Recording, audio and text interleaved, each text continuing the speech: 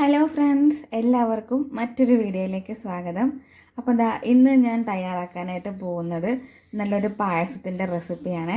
അപ്പോൾ നമ്മൾ ഈ പായസം തയ്യാറാക്കുന്നത് സൂചി ഗോതമ്പ് കൊണ്ടാണ്.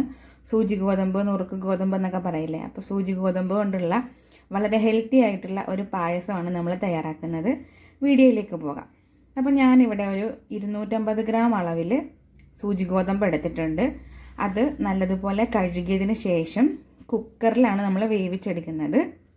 ഒരു അരമണിക്കൂറോളം ഞാനിത് കുതിർക്കാൻ ഇട്ടിട്ടുണ്ടായിരുന്നു. അതിന് ശേഷമാണ് കുക്കറിലേക്ക് ചേർത്ത് നമ്മളിത് വേവിച്ചെടുക്കുന്നത്. അതിൻ്റെ കൂടെ ഞാൻ അല്പം ചവ്വരി കൂടി ആഡ് ചെയ്യുന്നുണ്ട്.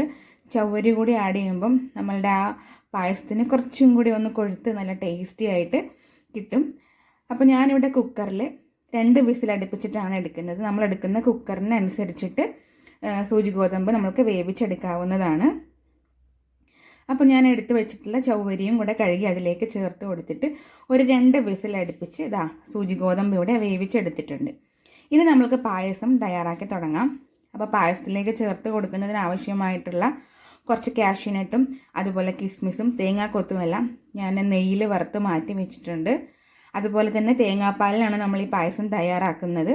അപ്പോൾ 1-ാം പാലും അതുപോലെ തന്നെ 2-ാം പാലും, ഒരു മുഴുവൻ തേങ്ങയുടെ 1-ാം പാലും 2-ാം പാലുമാണ് എടുത്ത് വെച്ചിട്ടുള്ളത്. അതുപോലെ തന്നെ 350 ഗ്രാം ശർക്കര ഉരുക്കി എടുത്തിട്ടുണ്ട്. ഇനി നമ്മൾക്ക് പായസം തയ്യാറാക്കി തുടങ്ങാം. അപ്പോൾ നമ്മൾ വേവിച്ച് വെച്ചിട്ടുള്ള സൂചി ഗോതമ്പിലേക്ക് നമ്മൾ ഉരുക്കി വെച്ചിട്ടുള്ള ശർക്കര അരിച്ച് ഒഴിച്ചു കൊടുക്കുന്നുണ്ട്. ഈ സമയത്ത് നമുക്ക് ഫ്ലെയിം ഓണാക്കി തുടങ്ങാം. എന്നിട്ട് ഒരു മീഡിയം ഫ്ലെയിമിൽ വെച്ചിട്ട് നന്നായിട്ടൊന്ന് നമ്മൾ ചേർത്ത് കൊടുത്ത ശർക്കര പാനി ഇളക്കി യോജിപ്പിച്ച് നല്ലതുപോലെ തിളച്ച് കുറുകി വരുന്നത് വരെ നമ്മൾക്ക് വെയിറ്റ് ചെയ്യാം.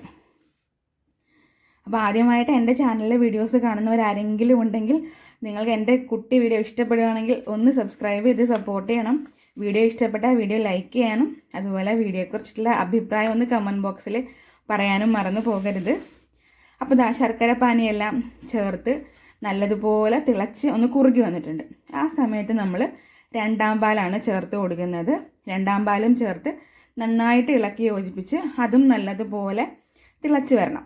അപ്പോൾ ഈ സമയത്ത് ഞാൻ അല്പം നെയ്യ് കൂടി ചേർത്ത് കൊടുക്കുന്നുണ്ട്. ഒരു 2 ടീസ്പൂൺ അളവിൽ നെയ്യും കൂടി ചേർത്ത് കൊടുത്തിട്ടുണ്ടായിരുന്നു. നല്ലതുപോലെ ഇളക്കി യോജിപ്പിച്ച് കൊടുക്കാം. ഇനി ഒന്ന് കുറുകി വരുന്ന സമയത്ത് വേണം നമ്മൾക്ക് 1-ാം പാല് ചേർത്ത് കൊടുക്കാനായിട്ടുള്ളത്. അപ്പോൾ അതിന് മുന്നേ ആയിട്ട് ഒരു 5 ഏലക്കയോളം ചതച്ച് ഞാൻ ചേർത്ത് കൊടുക്കുന്നുണ്ട്. ഇവിടെ ഞാൻ ജീരകം ചേർത്ത് കൊടുത്തിട്ടില്ല, ഏലക്ക മാത്രമാണ് ചേർത്ത് കൊടുത്തിട്ടുള്ളത്. അപ്പോൾ ഏലക്കയുടെ ആ ഫ്ലേവറൊക്കെ ഒന്ന് ഇറങ്ങിക്കോട്ടെ. തിളച്ച് തുടങ്ങി കഴിയുമ്പോഴത്തേക്കും പിന്നെ നമ്മൾക്ക് ഒന്ന് ലോ ഫ്ലെയിമിൽ വെക്കാവുന്നതാണ്. കാരണം ഇത് നല്ലതുപോലെ കുറുകി വരും. ഇപ്പം നല്ലതുപോലെ കുറുകി വന്ന സമയത്ത് ഞാൻ 1-ാം പാല് ചേർത്ത് കൊടുത്തിട്ടുണ്ട്. ഇനി നമുക്ക് ഫ്ലെയിം ഓഫ് ചെയ്ത് കൊടുക്കാം. കാരണം ഇനി തിളക്കേണ്ട ആവശ്യമില്ല. പായസത്തിൻ്റെ ആ ചൂടിൽ തന്നെ അതിരുന്നാൽ സെറ്റായിക്കോളും. അപ്പോൾ 1-ാം പാല് ചേർത്ത് നന്നായിട്ട് ഇളക്കി യോജിപ്പിച്ച് വെച്ചിട്ടുണ്ട്. ഇനി നമ്മൾക്ക് ചേർത്ത് കൊടുക്കാനുള്ളത് നമ്മൾ നേരത്തെ നെയ്യിൽ വറുത്ത് മാറ്റി വെച്ചിട്ടുള്ള നമ്മളുടെ അണ്ടിപ്പരിപ്പും കിസ്മിസും അതുപോലെ തന്നെ തേങ്ങാക്കൊത്തും ഒക്കെ ചേർത്ത് കൊടുക്കാം. അതുപോലെ നമ്മൾക്ക് എള്ളുണ്ടെങ്കിൽ എള്ളും വറുത്ത് ചേർത്ത് കൊടുക്കാവുന്നതാണ്. അപ്പോൾ അതിനനുസരിച്ച് പായസത്തിൻ്റെ ടേസ്റ്റ് കുറച്ചും കൂടി കൂടും. എൻ്റെ കയ്യിൽ എള്ളുണ്ടായിരുന്നില്ല. അപ്പോൾ വളരെ ടേസ്റ്റി ആയിട്ടുള്ള സൂചി ഗോതമ്പിൻ്റെ പായസം ഇവിടെ റെഡി ആയിട്ടുണ്ട്. അപ്പോൾ തീർച്ചയായിട്ടും എല്ലാവരും ഒന്ന് ട്രൈ ചെയ്ത് നോക്കുക. ആദ്യം പറഞ്ഞ പോലെ വീഡിയോ ഇഷ്ടപ്പെട്ടാൽ വീഡിയോ ഒന്ന് ലൈക്ക് ചെയ്യുക, അഭിപ്രായങ്ങൾ കമൻറ്റ് ചെയ്യുക. അപ്പോൾ എന്തായാലും മറ്റൊരു വീഡിയോ ആയിട്ട് വരാം. അതുവരേക്കും എല്ലാ കൂട്ടുകാർക്കും tata, bye bye, see you friends.